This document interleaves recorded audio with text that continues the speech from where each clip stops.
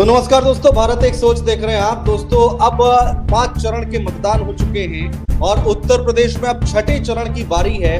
14 लोकसभा सीटें हैं, जहां पर 14 सीटों में से कई सीटें ऐसी हैं जो पूरे यूपी में सबसे हॉट सीटों में से एक है, जिसमें से एक है आजमगढ़ लोकसभा सीट। यहाँ पर चुनाव हो रहा है। प्रतापगढ़ लोकसभा सीट, जहां पर राजा भैया के रुख से जो है, उनका जो रुख है इंडिया गठबंधन की तरफ जो झुकाव है, उसको लेकर चर्चाएं बहुत हो रही हैं। जौनपुर की सीट इसी चरण में होनी है और इसके बाद अगर बात करें गाजीपुर की सीट वो आगे आएगी। तो पूर्वांचल की राजनीति को लेकर भी हम आपसे बातचीत करेंगे। यहाँ पर हमारे साथ चंद्रकांत है मौजूद, उनसे भी बातचीत करेंगे।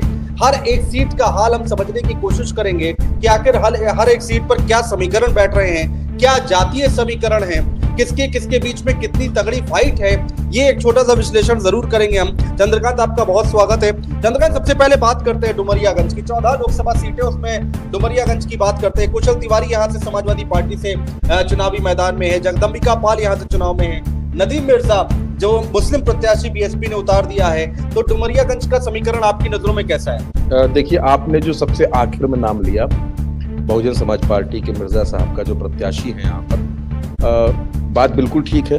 डुमरियागंज में जो मुस्लिम समीकरण है वो 30% के आसपास है, 29 दशमलव कुछ है। आप 30% के आसपास मुस्लिम है यहाँ पर।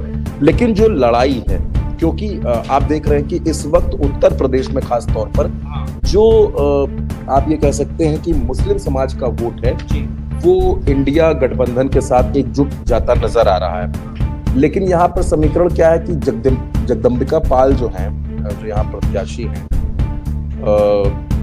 जगदम्बिका पाल का मुकाबला हो रहा है कुशल तिवारी से। और कुशल तिवारी जो है वो हरिशंकर तिवारी के बेटे हैं। पूर्वांचल में हरिशंकर तिवारी का क्या रुतबा रहा है, क्या धाक रही है, ये शायद बताने की कोई जरूरत नहीं है। और फैक्टर ये भी है कि 18% ब्राह्मण है डुमरियागंज में। अब आप ये कहेंगे कि जो सबसे टर्निंग पॉइंट आया वो आया किस दिन? जिस दिन नरेश उत्तम पटेल समाजवादी पार्टी के प्रदेश अध्यक्ष पद से हटे और उनकी जगह श्यामलाल पाल आ गए। अब आप समझिए, डुमरियागंज में श्यामलाल पाल प्रदेश अध्यक्ष, ब्राह्मण प्रत्याशी, तो पाल फैक्टर मदद करेगा समाजवादी पार्टी की, इसमें कोई कहीं से डाउट नहीं है। जहां जहां जिन जिन जिलों में पाल वोटर्स हैं, वहां अखिलेश यादव की मदद हो रही है श्यामलाल पाल की वजह से। ये पीडीए का एक जो फॉर्मूला उनका है।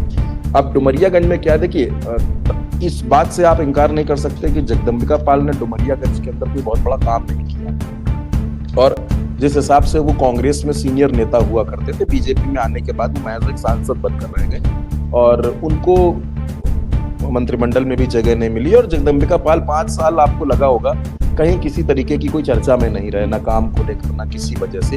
तो डुमरियागंज में एंटी इनकम्बेंसी प्लस जो जाति समीकरण का फैक्टर बन रहा है, मुस्लिम जोड़ लीजिए, ब्राह्मण जोड़ लीजिए, पाल जोड़ लीजिए, तो इंडिया गठबंधन की लड़ाई यहाँ पर कांटे की कुशल तिवारी टक्कर दे रहा हो। क्योंकि कुशल तिवारी पहले आपको बताऊं कि 2009 में सांसद भी रहे हैं, बीएसपी के सिंबल पर ये चुनाव जीते थे। इनके भाई विनय शंकर तिवारी विधायक भी रहे, तो मजबूत राजनीतिक परिवार है। और कुशल तिवारी के अंदर वो बाहुबल या वैसा कुछ नहीं, बड़े सुलझे हुए इंसान है।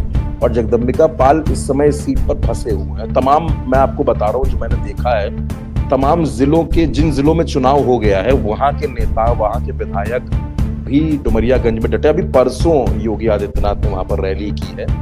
तो डुमरियागंज की सीट आप ये मानिए कि इस चरण में कांटे की लड़ाई में फंसी हुई सीट है। अच्छा, हाँ बिल्कुल। और यहाँ पर आपको टक्कर देखने को मिलेगी। अच्छा, जगदम्बिका पाल और कुशल तिवारी, बिल्कुल, मतलब कि आप जिसको कह सकते हैं कि भरपूर मुकाबला जो है, वो जबरदस्त मुकाबला आपको यहाँ पर देखने को मिलेगा। ठीक है, डुमरियागंज की बात हो गई है। 14 लोकसभा सीटें हैं, एक एक करके हम सारी सीटों का विश्लेषण करेंगे, जैसा कि चंद्रकांत हमारे साथ मौजूद हैं। भदोही लोकसभा सीट है, भारतीय जनता पार्टी से डॉक्टर विनोद बिंद चुनावी मैदान में है और ये सीट गई है टीएमसी के खाते में। अखिलेश यादव ने अपना वादा निभाया ममता बनर्जी से और ललितेश पति त्रिपाठी को यहाँ से मैदान में उतारा है। हरिशंकर चौहान बीएसपी की तरफ से चुनाव लड़ रहे हैं। यहाँ पर अब सपा और कांग्रेस दोनों का समर्थन मिलता दिखाई दे रहा होगा ललितेश पति त्रिपाठी को। तो कैसा समीकरण बनता दिखाई दे रहा है भदोही लोकसभा? और चंद्रकांत, ये खबरें भी निकल कर आई हैं कि ललितेश पति त्रिपाठी बहुत अच्छा और तगड़ा चुनाव लड़ रहे हैं विपक्ष के तौर पर। देखिए, सबसे पहली बात तो इंटरेस्टिंग सीट इसलिए है कि इंडिया गठबंधन में ना होते हुए भी, क्योंकि ममता बनर्जी इंडिया गठबंधन का हिस्सा नहीं है प्रत्यक्ष रूप से। अप्रत्यक्ष रूप से हो सकता है वो पोस्ट पोल की तरफ जा रही हो, प्री पोल में वो नहीं आई है। टीएमसी एकमात्र सीट पर यहाँ पर चुनाव लड़ रही है और वो ललितेश पति को दी गई। इससे पहले मैं इस सीट की बात करूं, पहले थोड़ा सा ललितेश पति को समझना पड़ेगा। कमलापति त्रिपाठी के पौत्र हैं, राजेश पति त्रिपाठी के बेटे हैं।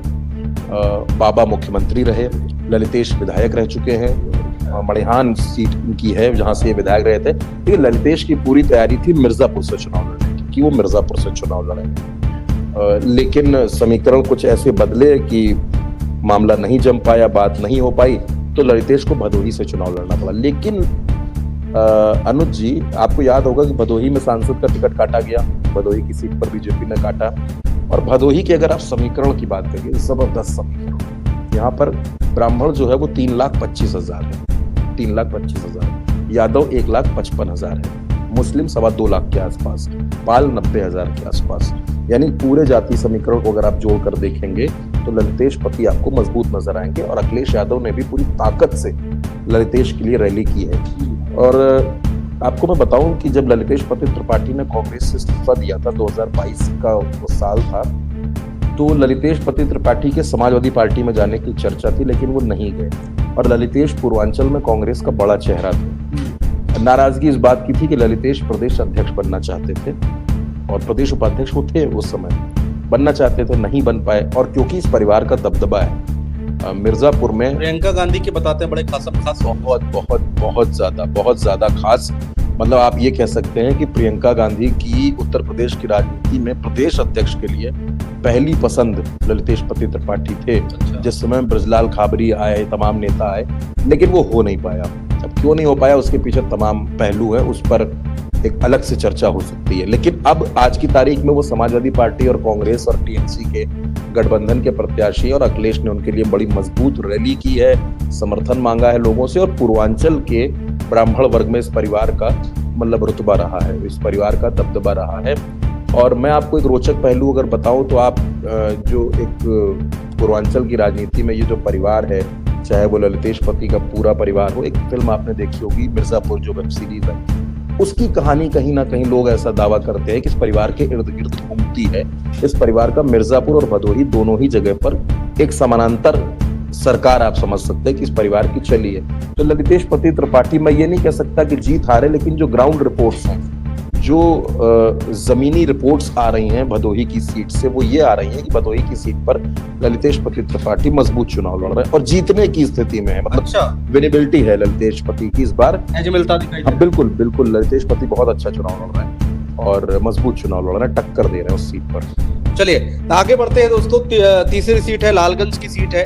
नीलम सोनकर भारतीय जनता पार्टी, समाजवादी पार्टी की अगर हम बात करें तो दरोगा प्रसाद सरोज, बीएसपी की बात करें तो इंदु चौधरी यहाँ से चुनाव लड़ रही हैं। और ये लालगंज की सीट का समीकरण अगर देखें चंद्रकांत, तो क्या कहता है? बहुत कम चर्चाएं हो रही हैं, बहुत ज्यादा सोशल मीडिया देखिए तो उस पर भी इतनी चर्चाएं नहीं है जैसा कि बाकी सीटों की आजकल बहुत ज्यादा चर्चा आजमगढ़ की हो रही है, प्रतापगढ़ की हो रही है, राजा भैया की वजह से जौनपुर की हो रही है।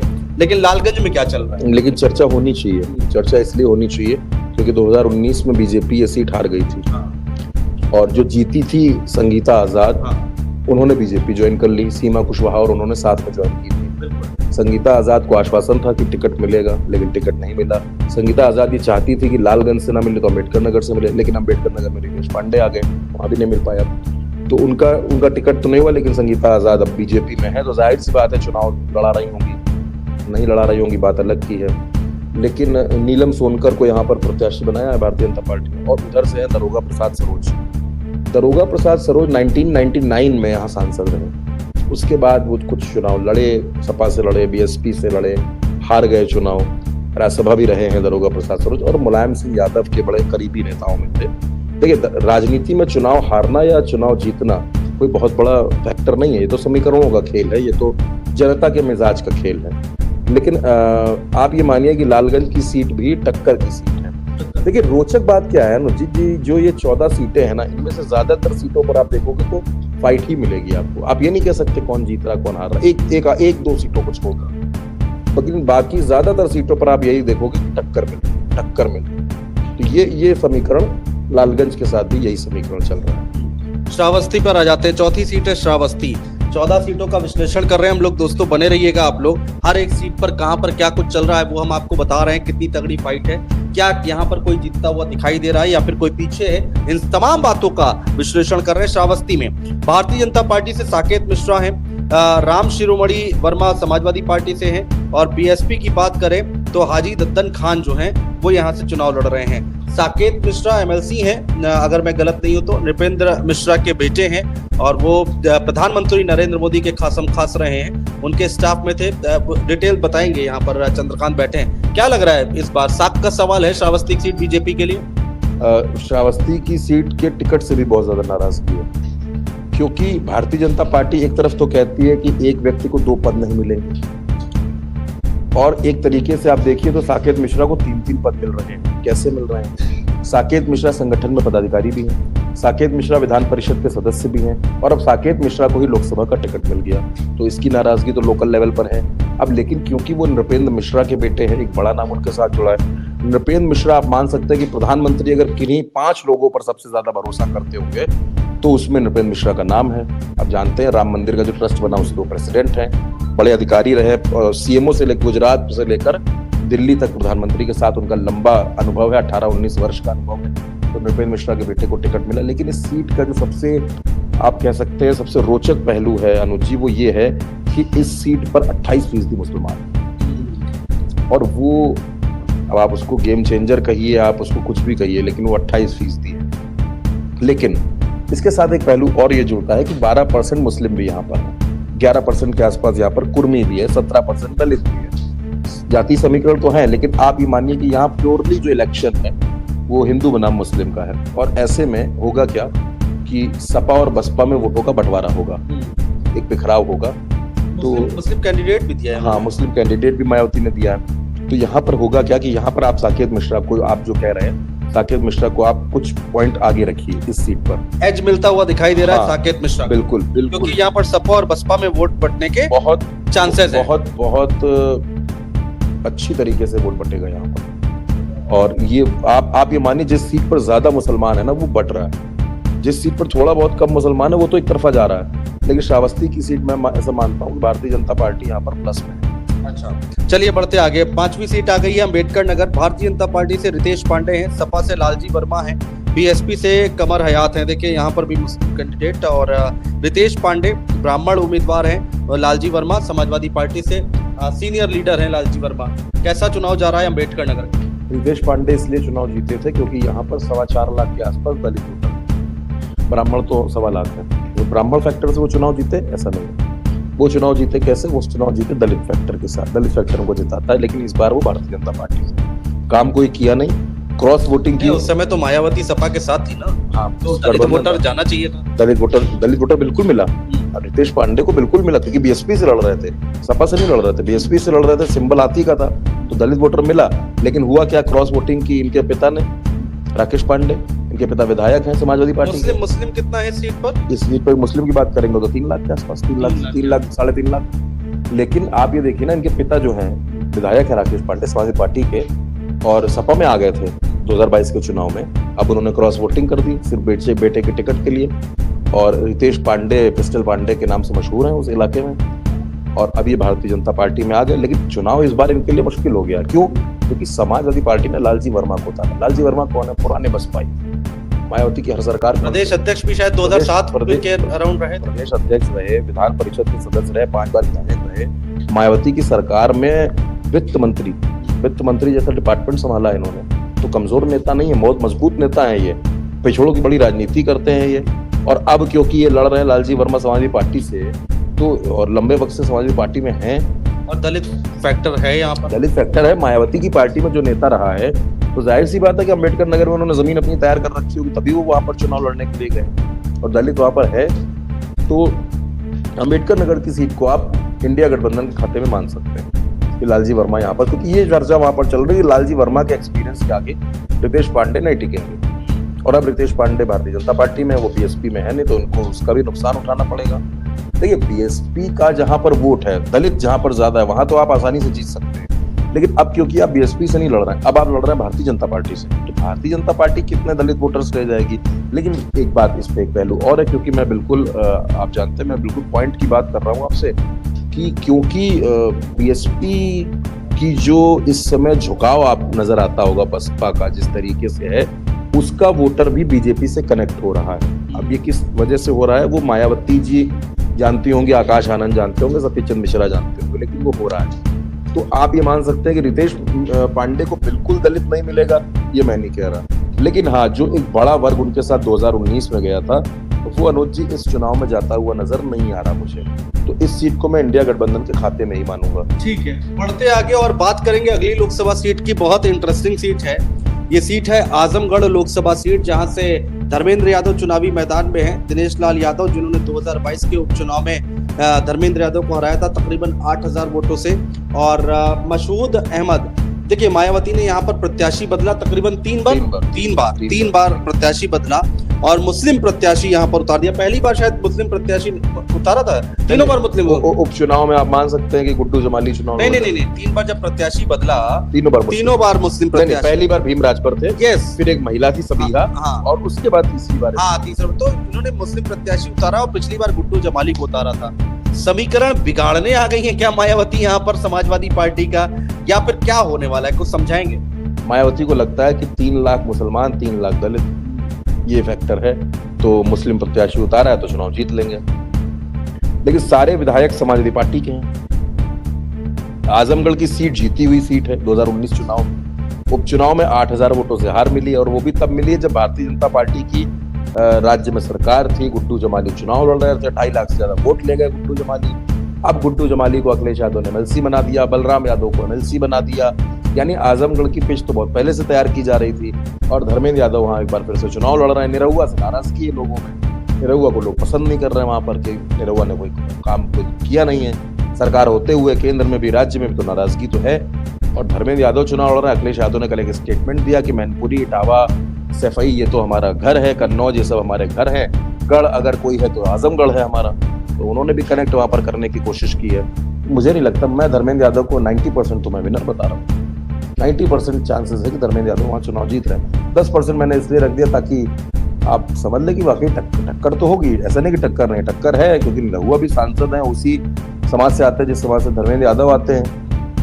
अब मुस्लिम वोटर तो निरहुआ के साथ जाना नहीं है। अब जो बीएसपी ने प्रत्याशी उतारा उनको थोड़ा बहुत मिलेगा। गुड्डू जमाली इफेक्ट अच्छा खासा पड़ेगा, बहुत बड़ा इफेक्ट है गुड्डू जमाली का। गुड्डू जमाली उत्तर प्रदेश के जो कुछ पैसे वाले एमएलए एमएलसी हैं उनमें आप गुड्डू जमाली को मानिए, गुड्डू जमाली उसमें है। तो गुड्डू जमाली मजबूती के, और गुड्डू जमाली मेहनत कर रहे हैं, इसमें कहीं से कोई तो देख रहे हैं, फोटोग्राफ्स आ रही हैं, वीडियोस आ रहे हैं। नहीं, जनसभाओं में और जनसंपर्क में घर घर जाना, गुड्डू जमाली पूरी ताकत से धर्मेंद्र यादव को चुनाव लड़ा रहा है। उनका जो इज्जत समाजवादी पार्टी को ने दी है गुड्डू जमाली को, उसका पूरा कर्ज उतारते हुए दिखाई दे रहा है। आज के वक्त में गुड्डू जमाली को कौन एमएलसी बनाता? बीजेपी बनाएगी नहीं, कांग्रेस की स्थिति नहीं है, बसपा की स्थिति नहीं है। अच्छा, अब चंद्रकांत, मैं आपसे एक चीज और समझना चाह रहा था, चूंकि आजमगढ़ की बात चली और गुड्डू जमाली की बात चली है, क्या समाजवादी पार्टी को एक बड़ा मुस्लिम चेहरा चाहिए था और पूर्वांचल से वो मिलता हुआ दिखाई दे रहा है? क्या आजम खान की कमी कोई पूरी कर सकता है, क्या लग रहा है आपको? नहीं, पूर्वांचल में 2 बड़े नेता मिल गए, एक मिल गए गुड्डू जमाली और एक मिल गए अफजाल अंसारी, दोनों चुनाव लड़ रहे हैं। और मुख्तार अंसारी की मौत के बाद पूर्वांचल का जो मुस्लिम समाज है वो काफी बिखराव महसूस कर रहा था, लेकिन अखिलेश यादव ने गुड्डू जमाली और अफजाल अंसारी को सेट करके, और वहां फिर क्योंकि मुख्तार के परिवार में भी मन्नू अंसारी सपा के विधायक है, तो एक जो समीकरण बनाने की कोशिश की, उसमें अखिलेश यादव बहुत हद तक कामयाब है। हाँ, मैं ये मानता हूँ कि आजम खान की जो एब्सेंस है, आजम खान की जो अनुपस्थिति है, वो समाजवादी पार्टी को डेंट कर सकती थी इस क्षेत्र में।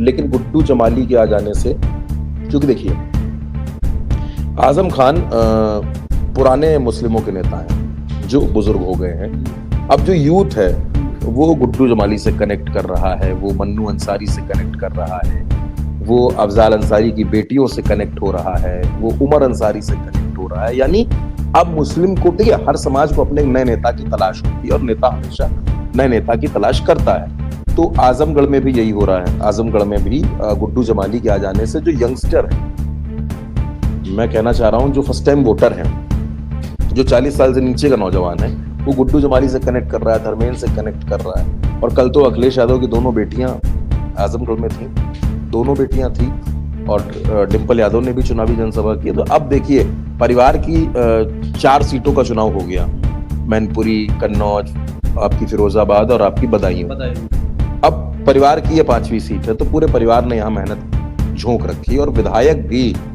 क्योंकि जानते हैं कि जवाब देना है ऊपर, क्योंकि यहाँ गड़बड़ हुआ तो 27 में टिकट गड़बड़ होगा। 10 विधानसभा थी, जो कि इस लोकसभा में 5 आती हैं, और पांचों के पांचों जो है समाजवादी पार्टी के पास, पांचों की पांचों कहा जाए तो 10 की 10 है। हाँ, जिले की 10 की 10 है, लोकसभा क्षेत्र की 5 की 5 सीटें हैं। और यहाँ बड़े फैक्टर हमको भूलना नहीं चाहिए, रमाकांत यादव बहुत बड़ा फैक्टर, RKY तो वो फैक्टर है, उनका परिवार फैक्टर। रमाकांत भले ही जेल में हो, लेकिन परिवार तो फैक्टर है। रमाकांत का दबदबा इस क्षेत्र के बड़े पूर्वांचल के बाहुबली हैं वो, तो उनका असर तो है ही, तो उनका भी फायदा आजमगढ़ की सीट पर धर्मेंद्र को मिलेगा। ठीक है, आजमगढ़ की बात कर ली हमने, बात करेंगे अब बस्ती की। लेकिन आजमगढ़ की फाइट बड़ी अच्छी हो रही है, और हमारी एक टीम वहां पर मौजूद है, अमन श्रीवास्तव वहां पर मौजूद है। लगातार आप रिपोर्ट भी भेज रहे हैं, आप भारत एक सोच पर देख भी सकते हैं, उनकी रिपोर्ट पड़ी हुई है। आगे और रिपोर्ट्स भी आएंगी, उनकी ग्राउंड रिपोर्ट आजमगढ़ में क्या कुछ हो रहा है वो भी हम आपको दिखाएंगे। लेकिन बस्ती में भारतीय जनता पार्टी, हरीश द्विवेदी चुनावी मैदान में है, समाजवादी पार्टी से राम प्रसाद चौधरी चुनावी मैदान में, BSP से लवकुश पटेल हैं। पूर्वांचल की सीटें देखिए, जैसे जैसे पूर्वांचल में मतदान होता है या फिर चुनाव पहुंचता है, लोग कहते हैं बड़ा इंटरेस्टिंग और रोचक होता चला जाता है। पश्चिम से शुरू हुआ और पूर्वांचल तक पहुंचता बस्ती की लोकसभा सीट क्या कह रही है? हरीश द्विवेदी सांसद है, अभी तक इनका चुनाव पूरी तरीके से डाउन था। आपको याद होगा परसों प्रधानमंत्री ने रैली की है बस्ती में, और शान के कसीदे कर दिए बस्ती में हरीश द्विवेदी की, खूब तारीफ की। मैं आपको बताऊं, हरीश द्विवेदी भारतीय जनता युवा मोर्चा के प्रदेश अध्यक्ष भी रहे हैं, और इनके पिता भी राजनीति में काफी सक्रिय थे। तो हरीश द्विवेदी ने बस्ती में पूरा जोर लगाया, लेकिन बन नहीं पा रहा था। अच्छा, बनेगा कैसे अनुज जी? वहां पर एक बाहुबली वहां पर भी है, क्योंकि उत्तर प्रदेश में तो आप जानते हैं कई जिलों में बाहुबली, खासकर पूर्वांचल तो आपको ब्लॉक लेवल पर बाहुबली मिलते हैं वहां। तो एक बाहुबली है राजकिशोर सिंह बघेल, उनके भाई हैं डिम्पल सिंह बघेल, ब्रजकिशोर सिंह बघेल उर्फ डिम्पल, दोनों भाई समाजवादी पार्टी की सरकार में मंत्री रहे हैं, और राजकिशोर विधायक रहे हैं 2-3 बार। उसके बाद से कंटिन्यूअसली वो अभी विधानसभा चुनाव भी हारे, लेकिन राजकिशोर सिंह का वहां पर ठीक ठाक असर है, और राजकिशोर सिंह हरीश द्विवेदी के लिए मुश्किल बन रहे थे। कई मामलों में आरोपी हैं, पशुधन घोटाले से लेकर तमाम मामलों में, खनन के मामलों में आरोपी हैं। अमित शाह जी ने उनको भारतीय जनता पार्टी में शामिल कराया। अब शामिल कराने से ये हुआ कि राजकिशोर जो हैं उनको आश्वासन मिला होगा, जाहिर सी बात है, बिना आश्वासन के तो आजकल नेता बाहर नहीं निकलते, ये तो दल बदलना है। तो दल बदला, राजकिशोर सिंह इधर आ गए, हरीश द्विवेदी को लगा फायदा मिलेगा। लेकिन जो मायावती ने यहाँ पर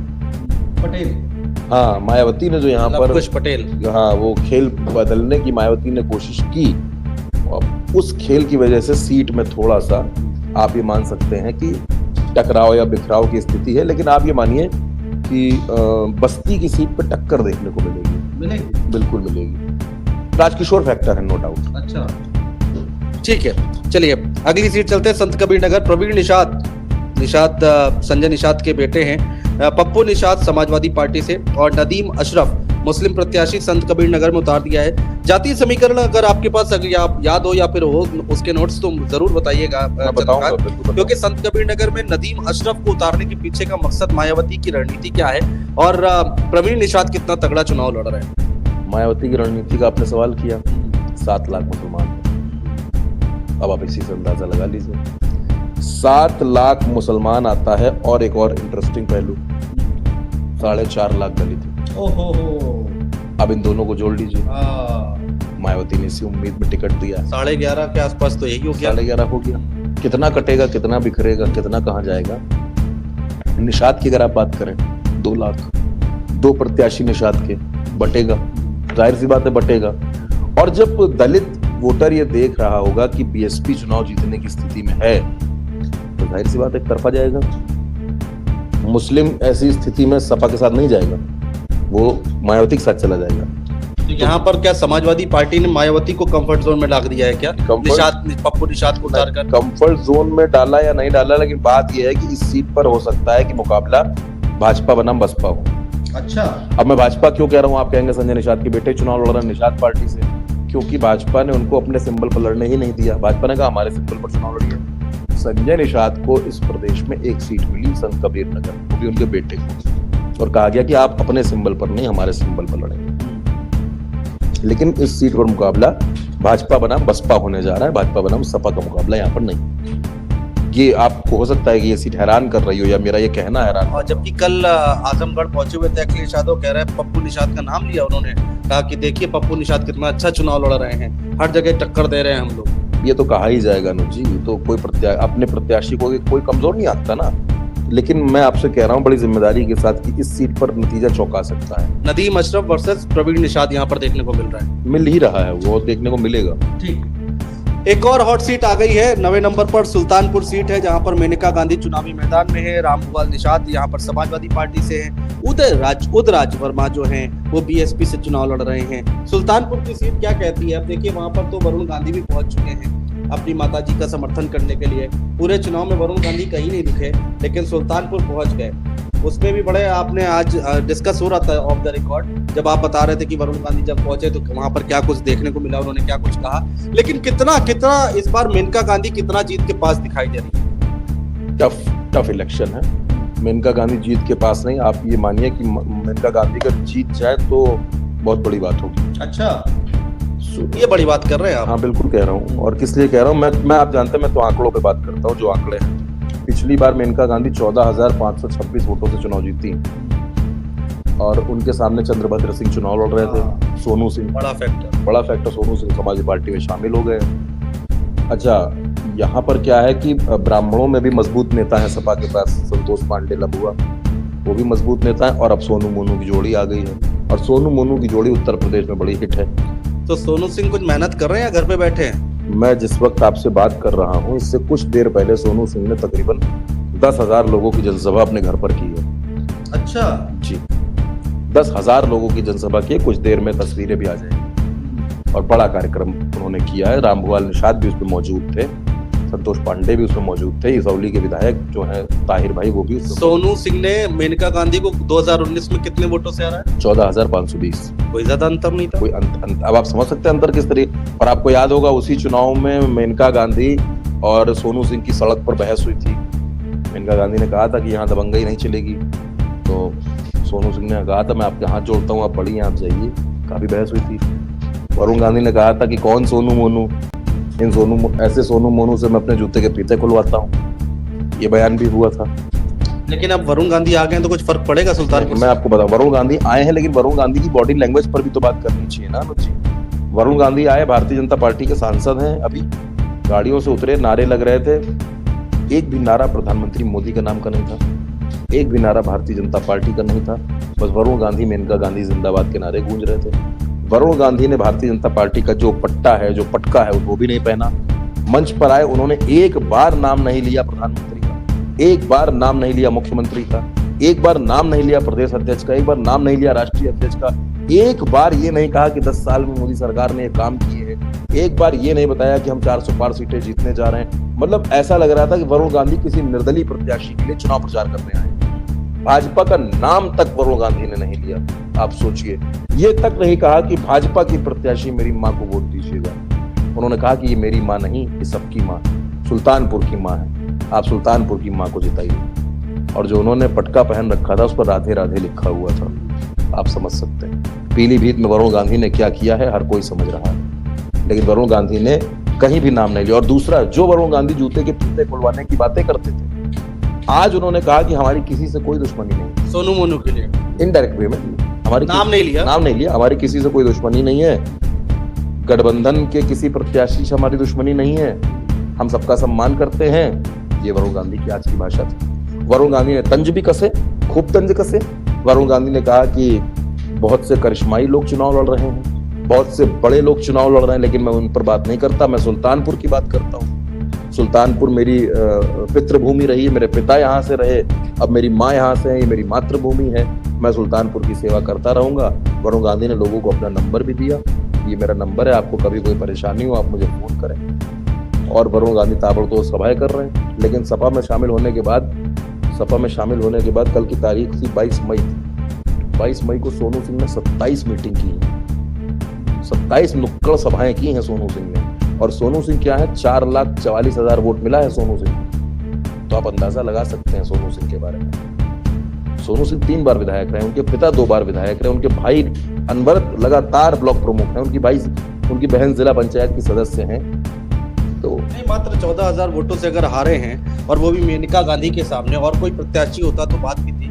तो ये बड़ी बात है अपने आप में, और इस बार वो फैक्टर साबित हो सकते हैं, इसमें कोई दो राय नहीं है। फूलपुर आ जाते हैं, चंद्रकांत फूलपुर आ जाते हैं। प्रवीण पटेल यहाँ से चुनावी मैदान में है।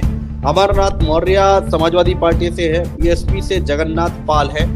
तो ये फूलपुर की सीट क्या कहती है? पटेल और पिछड़ा यहाँ पर अच्छा खासा वोट बैंक होगा। अगर आपके पास आंकड़े जातीय समीकरण है तो एक बार जरूर बताइएगा। फूलपुर की इस वक्त क्या समीकरण आपको दिखाई दे रहा है? देखिए, फूलपुर की अगर आप बात करेंगे तो 3 लाख से ज्यादा कुर्मी है, 2 लाख से ज्यादा यादव, 2.5 लाख से ज्यादा मुसलमान, और 2.5 लाख दलित और 2 लाख ब्राह्मण। ये तो समीकरण हो गया। अब समीकरण से पहले समझना ये पड़ेगा कि हकीकत क्या है, जमीन पे क्या चल रहा है फूलपुर में। याद होगा अनुज जी आपको, फूलपुर में जो रैली हुई थी अखिलेश यादव राहुल गांधी की, बैरिकेडिंग टूट गई थी, अपार भीड़। शायद वो पहली रैली थी जहां ऐसी भीड़ देखने को मिली, जहां राहुल और अखिलेश ने बैठकर इंटरेक्शन किया, तमाम चीजें हुई। फूलपुर वो सीट जहां सिटिंग सांसद का टिकट काटा भारतीय जनता पार्टी ने, केसरी देवी पटेल का टिकट काटा। विधायक प्रवीण पटेल को यहाँ पर टिकट दिया गया। प्रवीण पटेल कौन है? निषाद पार्टी के कोटे से विधायक है, उनको टिकट दिया गया। अमरनाथ मौर्य जो यहाँ पर चुनाव लड़ रहे हैं समाजवादी पार्टी से। और फूलपुर वो सीट है, एक बेल्ट है, मैं आपको बताऊं, प्रयागराज, प्रतापगढ़, फूलपुर, कौशाम्बी, मिर्जापुर, जौनपुर, सुल्तानपुर, जहां ठाकुर नेताओं का वर्चस्व है।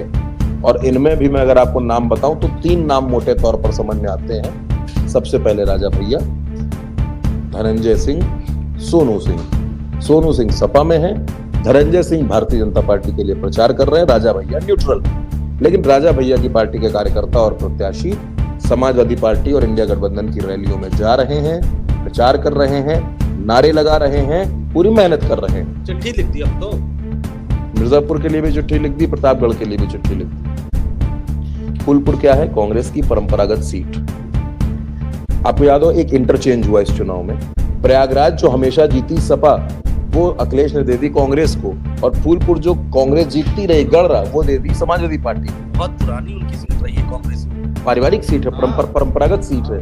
तो फूलपुर में मामला फंसा हुआ है। और फूलपुर ने अब आप इसके बाद अगर बात करेंगे मुझसे प्रतापगढ़ की, फूलपुर प्रतापगढ़ ये दोनों सीटें फंसी हैं। किसकी वजह से? विधायक राजा भैया। अनुप्रिया पटेल ने जो बयान दिया, आपको क्या लगता है क्यों दिया होगा? इसी बेल्ट के लोगों को। और फूलपुर किसकी सियासी कर्म भूमि रही? सोनेलाल पटेल की। कुर्मी यहाँ पर मैंने आपको बताया 3 लाख से ज्यादा है। अनुप्रिया पटेल ने किसको खुश करने की कोशिश की? कुर्मी मतदाताओं को। लेकिन कुर्मियों में भी एक बड़ा वर्ग ऐसा है जो राजा से व्यक्तिगत जुड़ा है। ऐसे नहीं राजा भैया वहां चुनाव जीतते चले आ रहे हैं लगातार।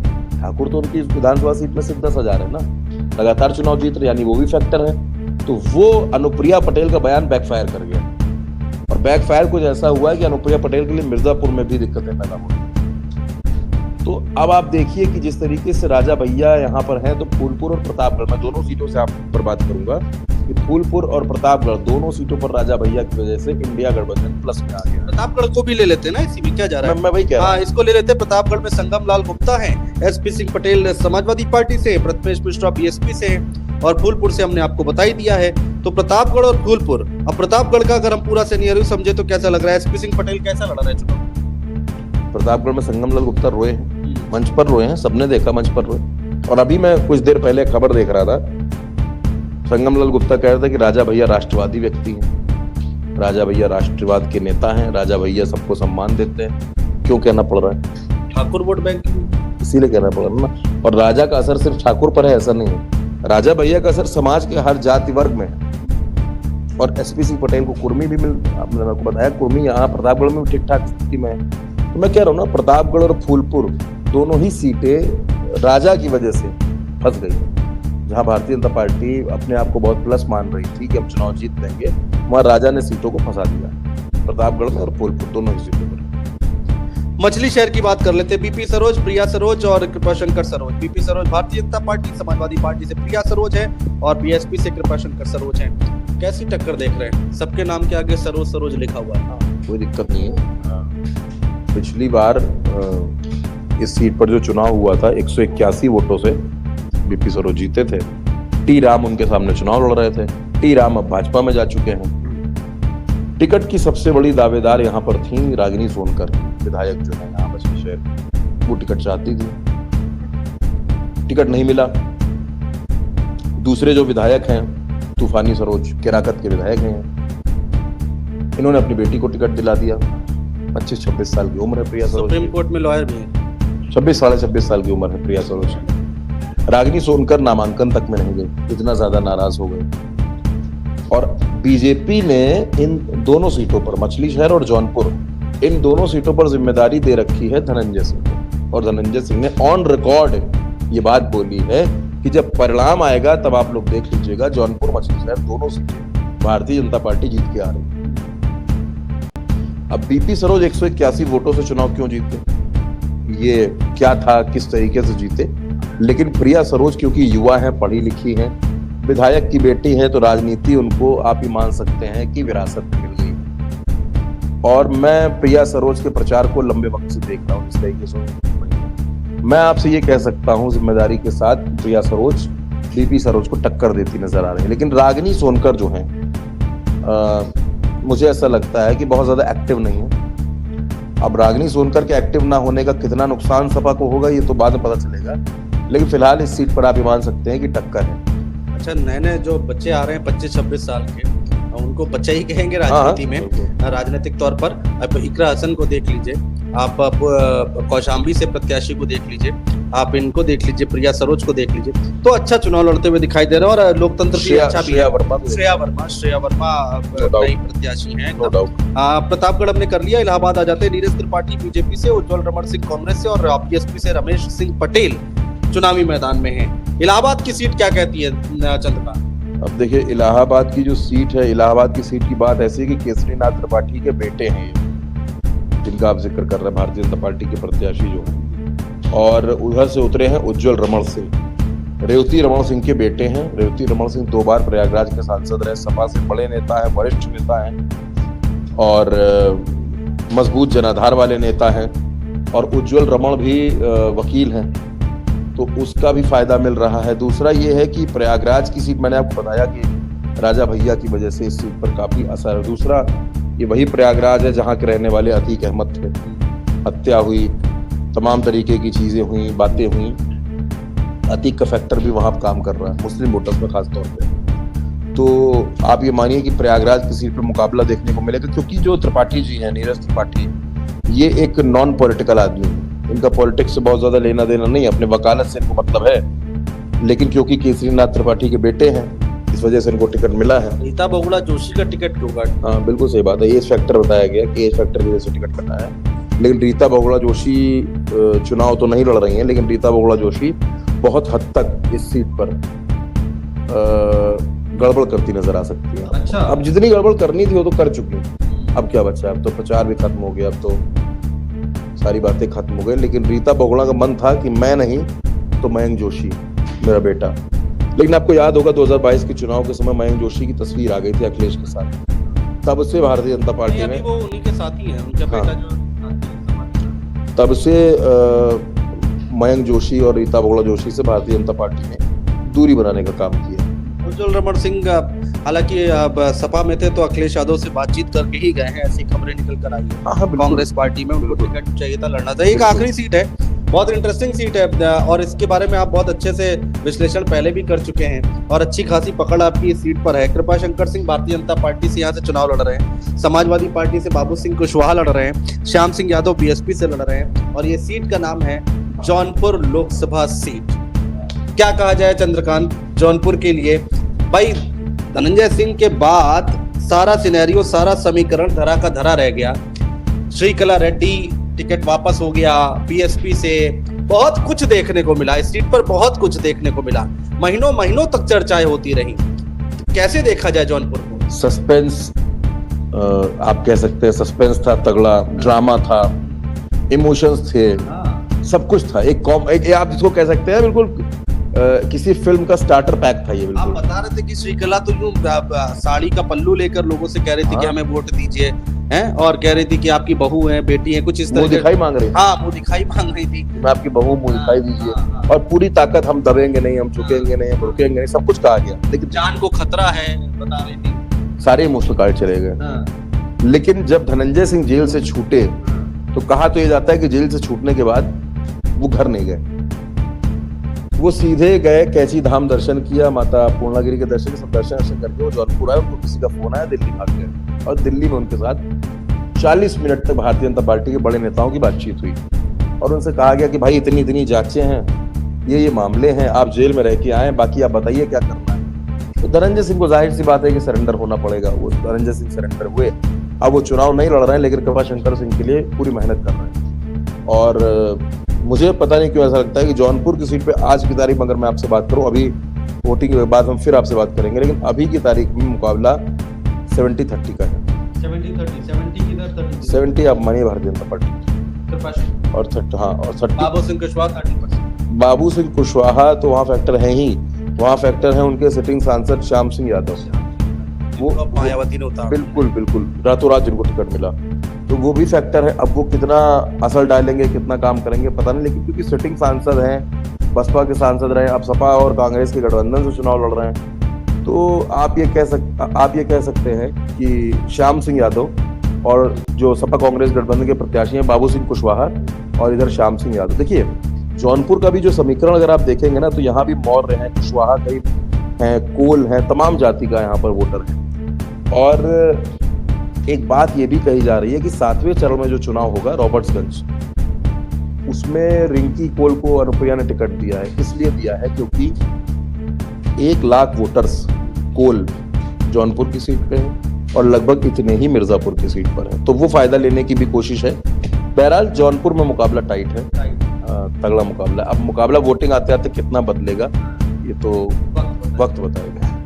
चलिए, बहुत शुक्रिया चंद्रकांत। और बहुत देर से हम लोग ये 14 सीटों का एक बात को लेकर, एक चीज को, हर समीकरण को साथ कर यहाँ पर विश्लेषण करने की कोशिश कर रहे थे कि आखिर यहाँ पर माहौल क्या है। तो इन 14 सीटों पर छठे चरण की 14 लोकसभा सीटें हैं। कौन जीतेगा कौन हारेगा ये तो नहीं पता दोस्तों, लेकिन अपने अपने तरीके से हर कोई आंकड़ा लगा रहा है अभी चुनाव कहाँ पर खड़ा है, और वोटिंग के बाद लोगों की राय क्या बदलती है, क्या राजनीतिक विश्लेषक जो है उनकी राय बदलती है, क्या किसी तरह का परिवर्तन होगा, हर एक बात का विश्लेषण आगे भी करते रहेंगे। बहुत बहुत शुक्रिया दोस्तों। भारत एक्सप्रेस देख रहे थे, देखते रहिएगा। नमस्कार।